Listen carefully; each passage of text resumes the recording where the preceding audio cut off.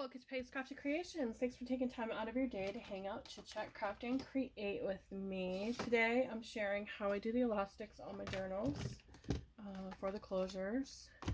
These simple little guys here on the backs. This one here I did not use the eyelet on. I did it because it's a really thick chipboard book, so I felt it didn't need it because it's going to hold up really well.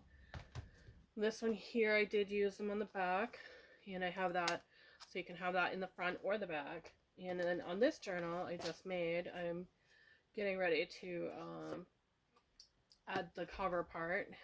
I only I used the bigger ones, and I used that beautiful pink thick one. I have it in green and in yellow. I got these at Hobby Lobby. They were $2.99 regular down to 74 cents. Now $2.99 isn't even a bad price for them, but I just happened to find them on clearance. And then I found this one. I thought this one was really pretty too. And this one is a spandex with nylon. They both are 70/30 mix. And then this one was also 74 cents down to $2.99. So I'm working on the spooky one. And then I also have these elastic cords. These hold up pretty good, but they do falter after a while. I find these are better for bracelets. And I think I got this one at Walmart. I'm not exactly sure where I got it from. I've had it for quite a while. Also, you can use the mask ones, which I'm going to not do. But the mask braided elastic works as well. Then you have this tiny little one. That one would work too. I like to use this one. I feel it adds more to your journals. It's a very thin elastic, but it works really nice. And I don't have the packaging because I need to get more. And this is the pink one I got. I have enough to do in another journal, so they don't hold a lot, but it's enough to do the small ones. So the first thing I do is I pick out my brads, eyelets, whatever you may call them. So this is a spooky journal that I started. I'm still working on it. So I pick what's going to match the back first. So I think I'm going to use some silver. So I'm just going to go in my box here and find some silver ones that match. Because there are so many different types of eyelets. I keep them all in this box. So many different colors, shapes, and then those are not eyelets, those are like brads. But you can go really, really big down to really, really tiny. So I think I'm going to go with the black actually on these because this is for a spooky journal. Find two that match. When I buy them, I just take them and put them all in the box so that I can see them a lot better. And then I have all the different eyelet pushes for bags and whatnot, and then the brad pushers, not brads. I forget what these are called. But I keep everything in this box. I also keep the guide. I did a sample, and then I have my Cropadilly page that came with it. And then I went through and I have different levels.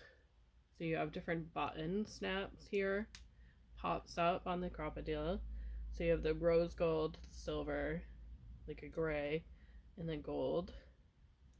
And then that pushes down. And then you have two sizes. You have the really small one and then the medium. I'm going to use the medium.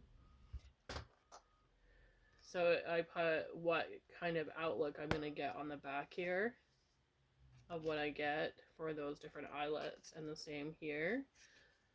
So I like to use the brownish flat one like that, and then you have two different pieces here as well. So what I do is I take and I open up the back, and then I decide I'm going to be using the bigger one. So you have the small punch and then the big punch. And if you don't have one of these, you can use a a hole punch and some of these lovely things here, the reinforcements. They work too for doing them. I find that I like the sturdiness that the eyelets give. So I measure out on the side here. I usually go from the side where I want it. So you just measure out, kind of eyeball it. You're gonna get those little flecks. And then I always put the fanciest looking side out. The nice side out. Like that. Then your punch part here. This part here with the snap. That's gonna go on the outside. So that gets pushed into the nice side. So it's gonna meet up like this. And then just squeeze. Sometimes it takes 2 hands to do that for me. And then you end up with this beautiful looking piece. So take that hole right there. You're going to put that right in there. Just like that. And then squeeze it closed. And that's it. That's all it takes to do that. Now to do the reinforcements, let me grab a piece of scrap paper. I know I have one around here somewhere. To do it with the reinforcements, you just take your hole punch and decide where on your journal thing you're going to do it, and then punch through. Oh, this one didn't want to punch through there. I think I'm off on this one. I may have bent it. This one is really beat up. I use it for everything. So that one, I think I used it to do a piece of vinyl. So we'll use this better one here. So it's the same concept. If your punch doesn't go all the way through it, just remove it a little bit. Then take your reinforcements, and you're going to want to stack up your reinforcements here. Now I have that page. There we go.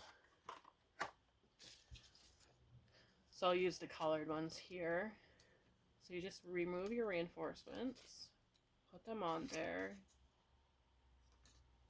Now with doing the reinforcements, you're not going to get as strong a bond as you would with using the brads. So I suggest doubling up your paper for your pages, like giving it a reinforcement strip.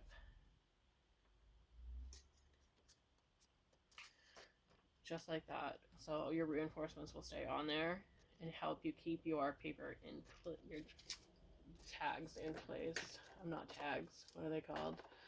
Your elastics in place. So that part we've got. We'll close this up and we'll grab our elastic. I like to wrap my elastic around my journal first, just to see how much I've got. So I just do that, and then I eyeball it because it's going to stretch. So you want to stretch it out. See how it's going to stretch. So have a little bit of an overhang, stretch it out, and you're bringing it down, and then cut just a little bit above it. And then I take my strings and I poke through the back cover, just like that. Do it on this one too. Bring them around to the front. Grab both ends with one hand, just like that. And then you're going to create a slip knot kind of thing. So grab them both, twist them in your fingers. So twist that elastic and then push that 2 ends through with your fingers. And then that's going to give you your closure. I just totally went, there we go.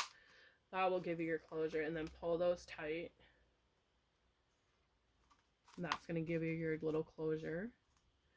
And what I like to do is keep that elastic with the closure part like that on the inside, and then come up through so that this is giving it more of a sturdy close. As you can see here, it's nice and sturdy. You can pull from the inside if you want. and go up and over, but your journal is going to have that little bit of a flimsy look to it. So it's not going to stay in place as it would with going up and around your closure, just like that.